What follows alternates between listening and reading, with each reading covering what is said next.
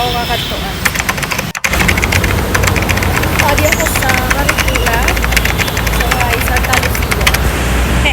Pwede ako sa agency. Pero, baka di anay ako sa 7-Eleven.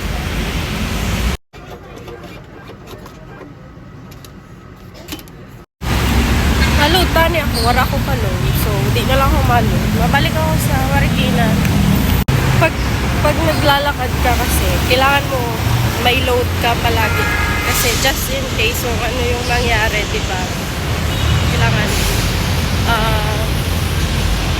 may pang-call ka. Kasi hindi mo alam yung mangyayari. Dito ka pa naman sa city.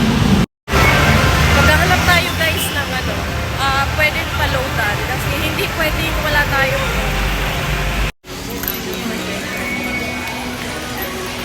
nakabot na person sa Robinson.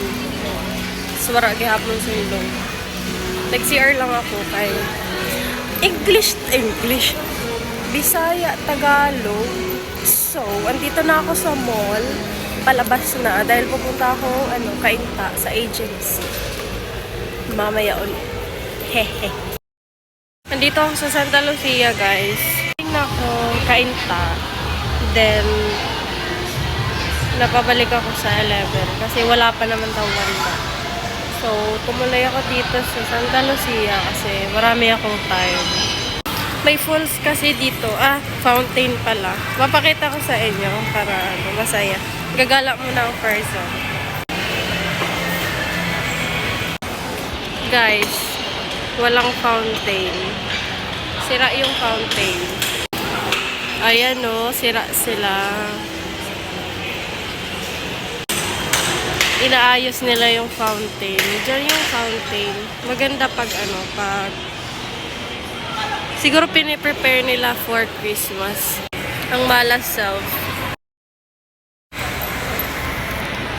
Dahil sira yung fountain, gagala tayo sa iba. Ang Malas. Wala akong wala akong mapuntahan guys. Kaya nag-decide ako na i-try yung massage chair. So, andito ako ngayon. Diba? Mura lang naman. 30 minutes, 50 pesos. Diba? Ang ganda ng ang ganda ng lightning dito sa bahay. Charis! Pauwi na guys kasi wala naman ang gagawin. Tsaka gugutom na. My day is nasayang lang. Pinapabalik sa 11. Sa agency. Pasakay na ako ng e-trike guys. Dito yung e-trike.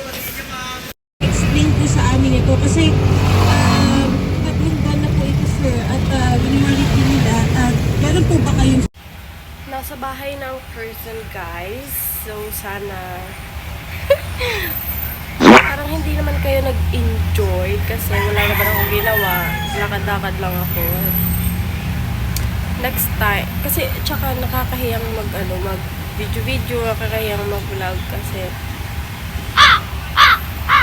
nakakahiya. Like, kasi first time ko sa labas mag-vlog.